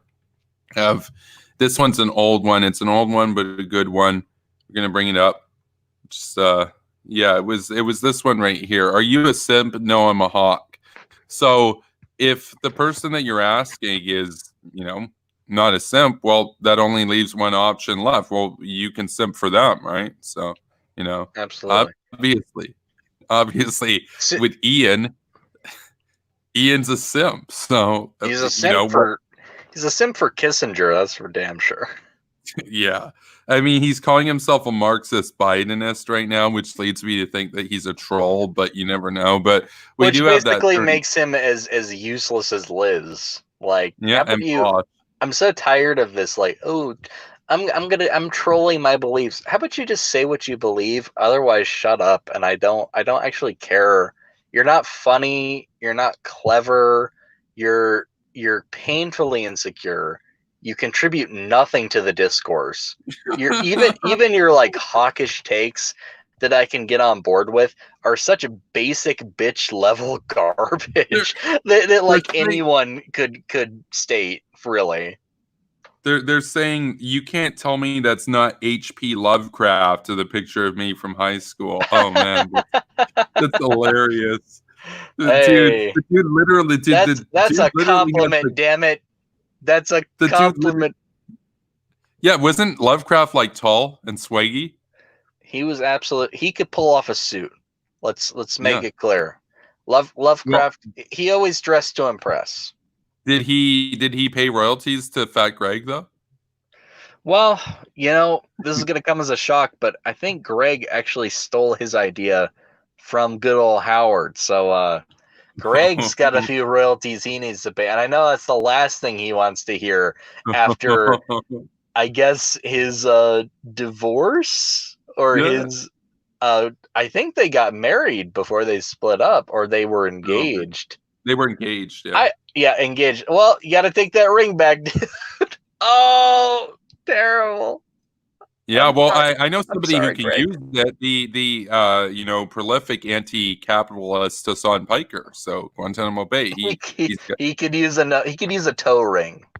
Yeah, but, I was gonna say he's got a ring on every finger. But here's that 30-second clip before we go off air. So this is a fan favorite from the debate of the decade. So let's take a look. Can be right predatory, but like it seems like your position is you don't like debt. So in terms of like almost all forms of it, so like if you're like a business or even like a home or like you don't have the money for something, like if like how does that even work? Like that seems like insane to me. Like I'm gonna pay for it. I'm gonna pay for it. I'm gonna pay for it. I'm gonna pay for it. I'm gonna pay for it. I'm gonna pay for it. I'm gonna pay for it. I'm gonna pay for it.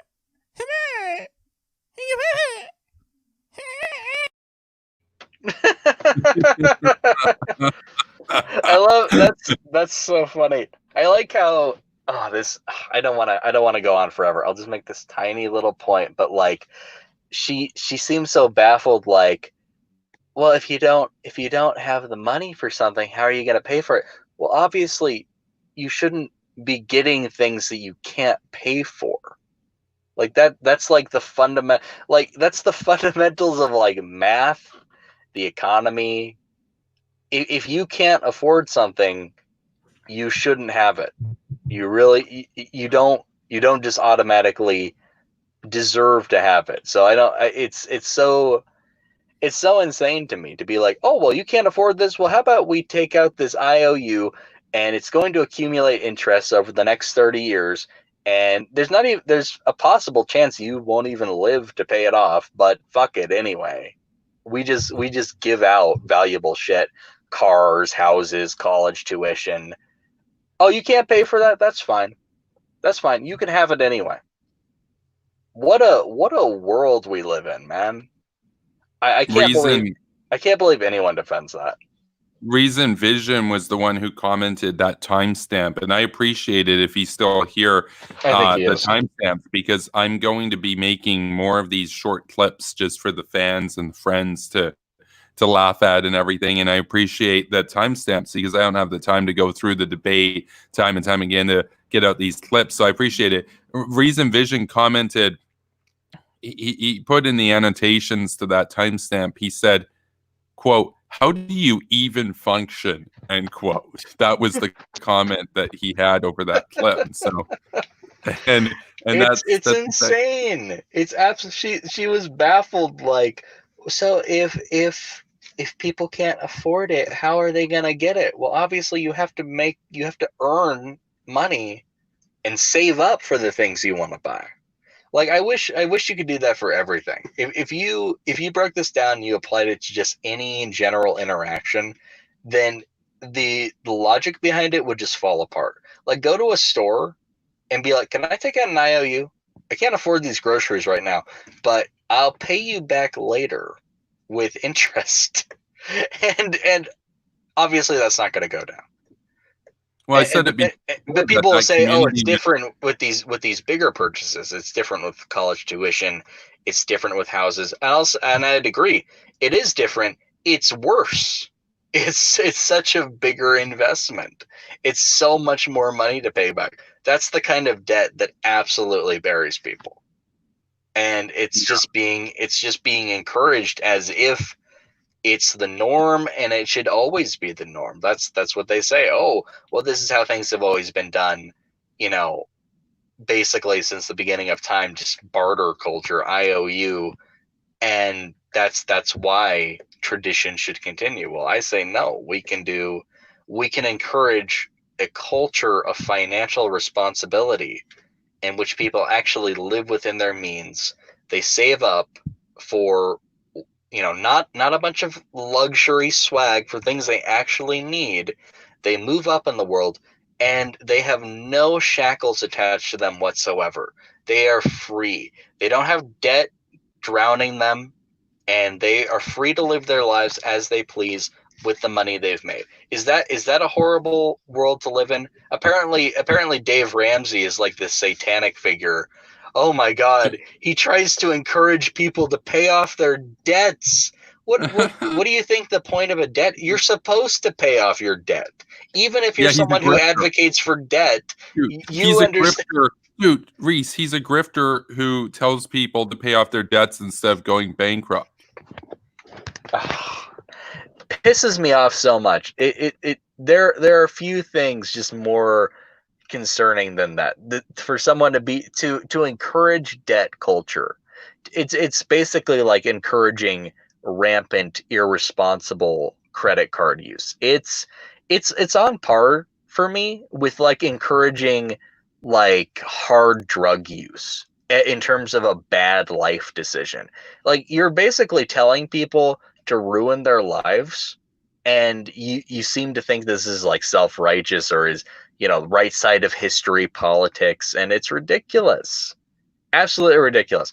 I stand by telling people to live within their means and to be financially responsible, and not to take out giant loans that they may or may not be able to pay back just because it's what everyone else is doing. Don't get a credit card and put a bunch of shit you don't need on it. Get a debit card. Get a savings account. Be normal. Is it too much to ask? Live within your means. Spend the money you have. Don't spend the money you don't have, because there's no guarantee you're going to make that much. Anyway, I'm done. I'm done. Exactly it. So we will be wrapping this up right now. But there were a few people commenting on Twitter tonight saying that they didn't realize that Sarah and I were related. So that's funny. So well, you don't even look anything alike. They're like, how come I never realized that they are related? That's some Toby dude. So interesting. And she just started interacting with our community. It's not like she was doing her own thing. She does like Star Wars content or whatever. I think it's a reference to her having my last name right now on her. Oh, I see. Well, obviously she's your wife. That's typically what happens. Yeah, no, there's some of them saying right now that they don't mean to diss Liz, that they're still I guess that they're still getting along with Liz, but that they just want that they just want a big hawk. So Hey, look, if you're cool with Liz, check up on her. I'm sure her mental health isn't too great right now, and just encourage her to maybe just take what happened last week as a life lesson and be like, well, if you're Liz, maybe before you embark on a crusade to obsess over someone for 8 months, maybe consider what you're getting yourself into, because you might be setting expectations too high. Yeah. No, and that's the thing. And I just do want to address a final comment here, which is from Ariel, where he says, your credit goes down if you pay your college loan debt too fast. Yeah, the only reason why you have a credit rating is so that you can borrow even more money. So that's fun times. Dave Ramsey has a non-applicable credit rating because he's not even in the system. He just pays cash for everything. So that's radical, right? That's radical. But like that gives you an idea that it's possible. Obviously, that doesn't happen overnight, but that's definitely what you want to work towards, as opposed to, oh, I've got a 900 credit score, an 870 credit score. Oh, well, in order to get that, you had to at least have borrowed and paid back $100,000 plus interest. So not super happy fun times. So especially when most of us aren't going to make. Not worth it at all, basically. Not worth it in the slightest. It's a swaggy card, though. You could get one of those Centurion Black cards that you have to pay a $15,000 fee for. And it's invitation only. So don't you want to be invited, Reese? Don't you want to be invited? Don't you want to be VIP? Look at my card. Yeah. Look at my card. Yeah, it's an invitation. It's like, no, we're members of an elite. Yeah, we're members of an elite community of hawks, and we. It's like a euphemism. Feel how heavy it is in your hand. Yeah, that's my card. It represents how much money I have. Oh man. That's hilarious. It's not even money I have. It's how much money I've fucking borrowed and how much money I owe to the bank. That's hilarious, man. Yeah, Hawkum Squawkum Robot says, no wonder Reese is a huge fan of yours. No, the feeling is mutual. I think we're both fans of each other's work. So, but I don't know. I just found out who this guy is. So really, I'm here as a professional courtesy, but there's no guarantee I'll be back. Let's just put it that way. Oh man. Well, no, we are actually going to wrap this up now. So, yeah, it did go quite a bit longer, but that's what usually happens. So pretty short for us, though. Pretty short for us. That's correct. Yeah. Have a good night, everybody. Thank you for watching, and definitely be sure to subscribe, like the video, check out my Patreon, and also go subscribe to Reese Nightmare Fuel. Peace. Thank you. Au revoir.